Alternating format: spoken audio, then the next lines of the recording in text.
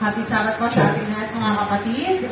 Yan, happy Sabbath po. Welcome po sa ating family time. At salamat po ng marami sa panguna po ng Iyo family. Sister Ruth, hindi lang ito namimitik, kundi pati ang pamilya ay hindi man pinipitikan pero pinamahal yan. Ayan. Kung sino po nga sa inyo hindi pa naka-follow kay Basbax TV, ayan, siya po ay namimitik yan. Tuwing Sunday sa Ayala or sa mga po kayo nagbabike. Ayan. So, po rin Panginoon, magandang umaga sa inyo, Brother Richie. Ayan, Sister Ellen, ayan.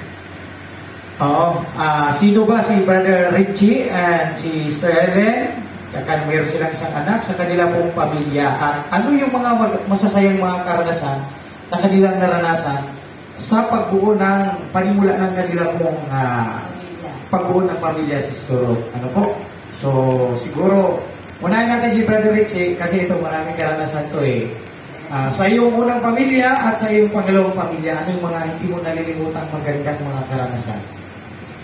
Good morning and happy Sabbath po sa ating lahat mga kapatid.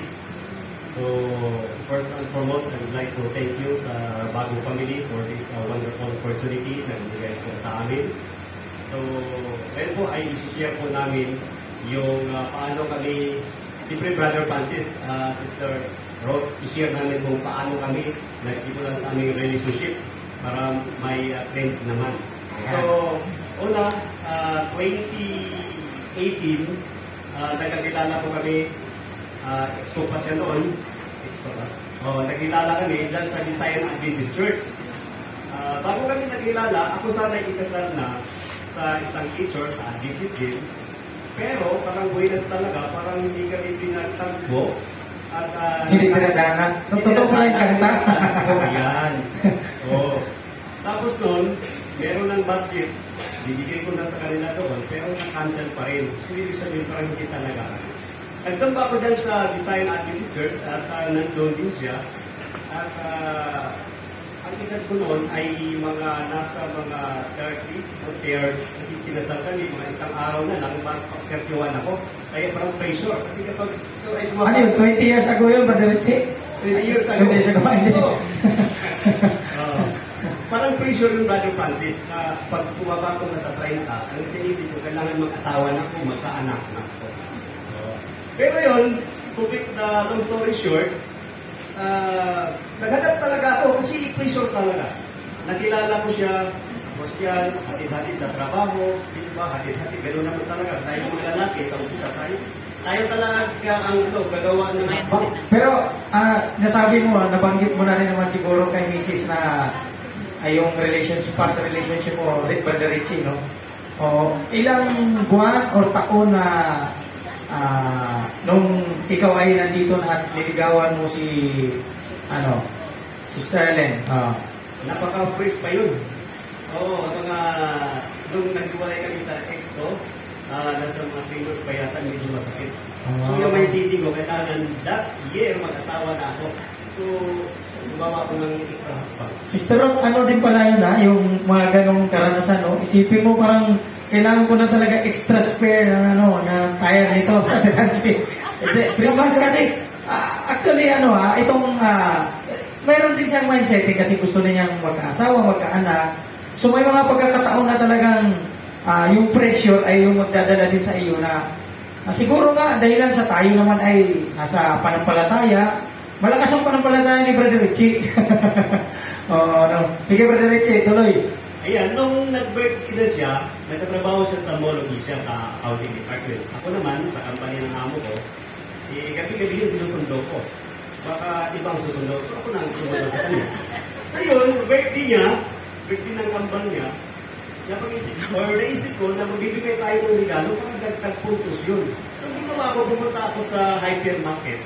Nagiging ako doon, ano kaya ang gustong color niya? Ano kaya ang size niya? Hindi ko pa naitanong kahit nung kanina.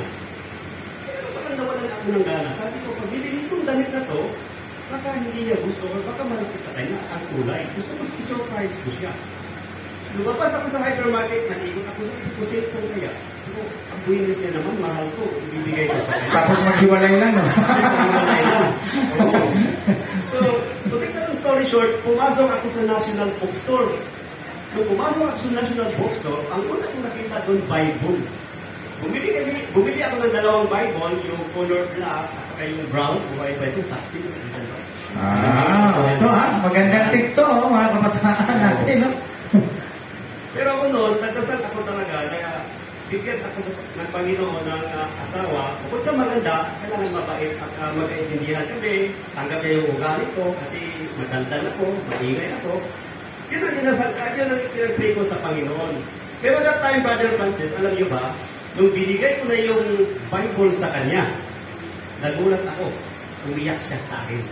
Sabi niya sa akin, Honey ang tawagan namin, parang sweet, kahit palaging nag-aaway. Sabi niya, alam mo ba, Han, matagal ko nang pinagdasal sa Panginoon na kung sino ang magbigay sa akin ng Bible, yun na yung mapapangasawa ko. Nung narinig ko yung Brother Francis, hindi na ako nagtagal. Pumunta ako sa Iloilo. Sabi ko, ano ba? Bakit patagalin pa natin? Nandyan na ang sign. Sila na mismo nagsabi. So, pumunta ako sa Iloilo. Nagpaalam agad. Kaya sa relationship namin, hindi umabot yata 6 months or 5 months, kinasal agad kami. Kasi nandyan na ang sign.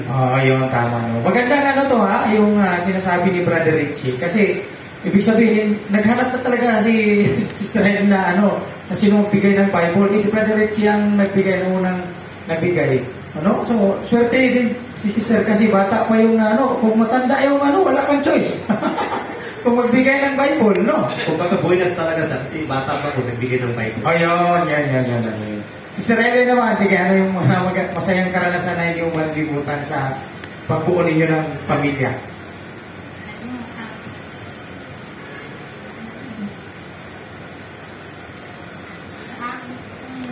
Magandang karanasan po namin ay pagpunta namin sa Baler, Aurora. Makasama, inimbitahan kami po ng kaibigan ni Richie, yung kasal ko sila doon, ng kanyang asawa.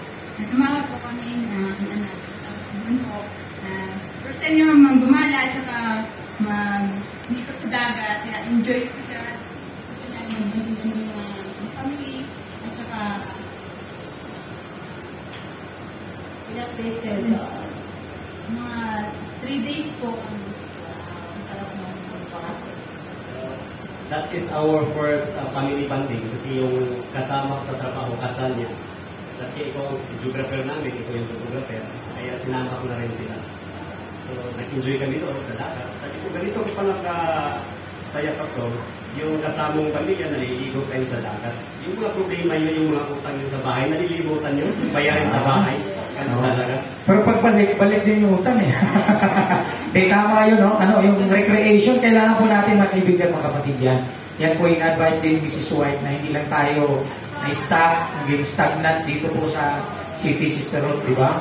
So, malaking bagay po yun, ma-refresh yung ating mind sa stressful day, yung sa ating work, lalo na, Brother Richie, no? Talagang matindi ang pressure ng ating mga pinaglilingkurang trabaho dito. So, Brother Francis, may dagdag ako. Maganda rin talaga po na kasama ang pamilya kapag lumalabas. Minsan po kasi, kapag nayaya or na-invite lang ng kaibigan, pwede namang ikaw lang Pero mas mahalaga at mas masaya na isasama mong pamilya mo. Yes. May kakibat lang din talaga na gastos, mga kaibigan, mga kapatid. Pero yung memories, sabi ni Mrs. White, no, dapat dito natin mabuild sa ating family na hindi nila malilimutan. Actually, Sister Ruth, kaya sinasamantala natin, Brother Richie, ako natutuwa mo sa may nakikita kong mga family na magkasama sila, na lumalabas. Sabi ko, at least, yung habang maliit pa yung mga bata, yung nahihila pa natin si Sister Ruth. Kasi darating ang panahon, Sister Lydia, pag yung meron lang malaki niyan at may kanya-kanya ng buhay, hindi mo na basta-basta mahihila yan. Mahirap pong pilahin na pag malalaki na, pag nasa college na. Yes, may mga sarili na mga desisyon sa buhay. Ngayon ay nag-umpisa na kami doon sa stage niyo, Sister Lydia,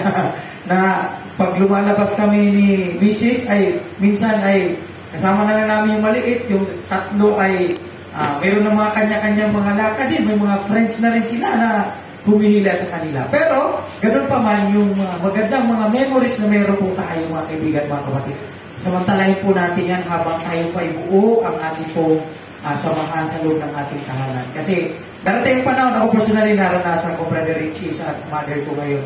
Alam niyo, malaking bagay na meron pa tayong magulang na nandyan nagbaban sa ating family. Kasi kung wala yan, sabi ko nga sa aming mga kapatid, paano na lang kung wala na si mama, yung ating Sabi niya, siguro mahirap lang umuwi kasi wala na nagbabansa family no? Iba talaga pag mayroon pang magulang talaga na buhay na nandun yung kapag sinasabi na umuwi kayo, ay wala silang magawa kundi umuwi.